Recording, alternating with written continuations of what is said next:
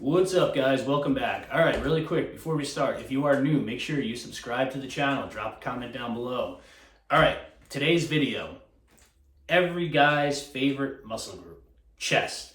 How to build a massive chest. I've made videos on this in the past, more than one, but I still get more questions about chest training than every other muscle part because let's face it, especially with newbie lifters, chest is their showcase muscle. That's what everybody wants. Everybody wants the big pecs. Unfortunately, 90% of people, especially newbie lifters, go about getting it the wrong way. The golden rule, rule number one, and this is probably the most important rule when it comes to chest training. Weight does not equal results. In other words, a big bench press, somebody who bench presses 315 for reps, that does not mean they're going to have a big chest. So don't waste your time trying to ego lift in the gym and max out on your bench press. You are not going to do anything. What you're actually going to end up doing is injuring yourself, and then you're not going to be able to work out at all. Get that mindset out of your head. A big bench press does not equal a big chest. Now, to put it another way, strength-wise, my chest is probably my weakest body part. Looks-wise, it's by far my best body part. Look on some of my videos, look on some of my pictures, you'll see my chest overpowers the rest of my body, and it is by far my weakest body part. So that's rule number one. We're not trying to do a lot of weight. If you want to be a power lifter, then go that route, then do a lot of weight. This is bodybuilding. We're trying to stimulate the muscle. You do not need heavy weights to do that. So that's rule number one. Rule number two, you want to focus your chest training always on incline. Incline is number one, most important when it comes to chest. Think about it. When is the last time you've ever seen anybody with an overdeveloped upper chest?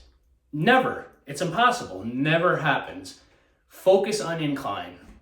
Another very important rule, do not waste your time ever doing decline bench press, decline dumbbell, decline anything. Decline is an absolute waste of time. You'll never see a big guy in the gym doing decline bench press. Think about it. Every guy, even from when you're a young teenager, every guy already has a lower chest. You're born with it. You don't need to train it. It's never going away. Don't waste your time doing decline. Everybody has that. Focus on incline. Incline is what makes the mass of your chest, the boulders. 80% of your chest workout should be incline. My chest, I don't do any straight up flat bench pressing at all. My chest routine, not any. I'll do a slight incline, which I consider that to be my flat. I don't do any flat at all. Flat free weight bench press is probably the number one upper body exercise that injures the most people every year. Most people don't do the form right. Most people try and go too heavy. It's unnecessary. And like pros preach this. Go look at Mike O'Hearn talks about it. Jay Cutler talks about it. Like, you don't need flat bench press. You want to do incline. So, what you should be doing, one, you want to be training your chest once a week. Once a week, that is all you need, because if you're training it right, you don't need to train any more than once a week. It's going to take you days to recover from that. After I'm done with a chest workout, let's say for argument's sake, I do chest on a Monday, my chest is visibly sore, meaning if I go like this, I feel my chest until Thursday. And that's just feeling it. So you need that time to recover. So you only want to be training your chest once a week. You do not want to be training any other muscles when you do your chest. Personally, I don't agree. I don't believe in training more than one muscle per day. I don't like these people who train 2 and 3 muscles per day, because let's say you're doing chest and triceps or chest and back. In the back of your head, you're going to be thinking, I got to save energy for back. Or like while you're still doing your chest, you're going to be thinking about your back. It's just one body part a day is all you need to do. So on your chest day, you want to pick 4 solid exercises. And like I said, you always want to focus on incline. Now, you want to switch up these exercises. You want to always switch up the order of these exercises. You want to switch up the reps of these exercises. When you do the same routine over and over and over again, your body will get used to it and you will just not get results. Once the body gets used to something, it stops responding. I never do the same workout twice. There's a million different chest exercises you could choose from. So a typical chest day for me, I will do, like I said, 4 exercises. Let's say my first exercise will be incline Smith machine bench press.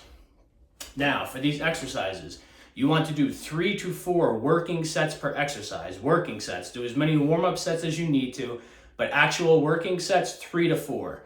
So if my first exercise is incline Smith machine bench press, my second exercise will be an incline plate loader bench press on a different angle of an incline. So if the incline Smith machine was like this, the machine will be like that.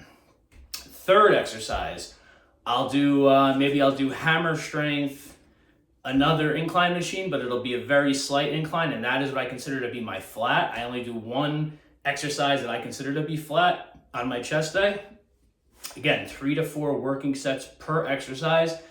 And then my last exercise, I'll finish it off, let's say with cable crossovers. 3 to 4 working sets of that. So if you're doing 4 exercise, 3 to 4 working sets per exercise, you're doing between 12 to 15 sets for chest day. That is why you only need to be training chest once a week, because your chest is going to be blown out and you're going to need that time to recover. But trust me when I say do not focus on flat. Forget about ego lifting. Like if you're trying to do sets of 5 to 6 reps, you're not going to build muscle that way. Maybe it's going to make you stronger, but I said we are not going, if you're going to be a power lifter, then be a power lifter. If you're going to build the muscle, you're going to be a bodybuilder, no.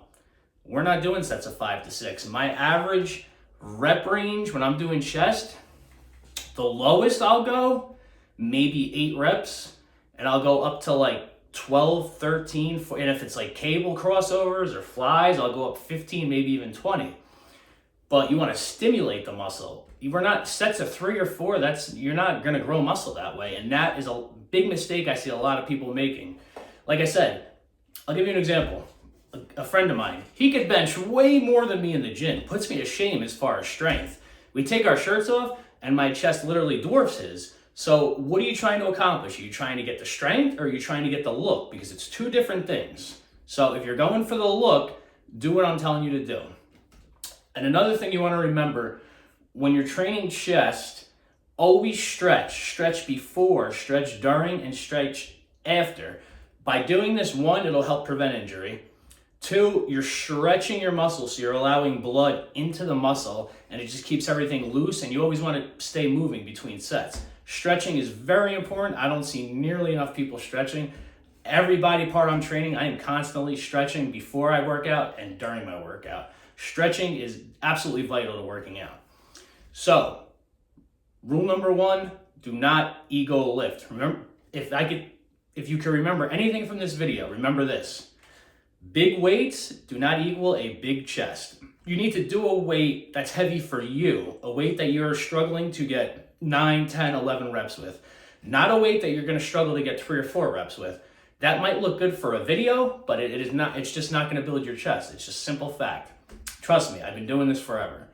So that's the basic key to chest training. That's the key to my chest training. Another trick you can do, which I still do to this day, every day, every time you're in the gym, bang out a couple sets of dips. You can use them as a warm-up. You can do them at the end of your workouts.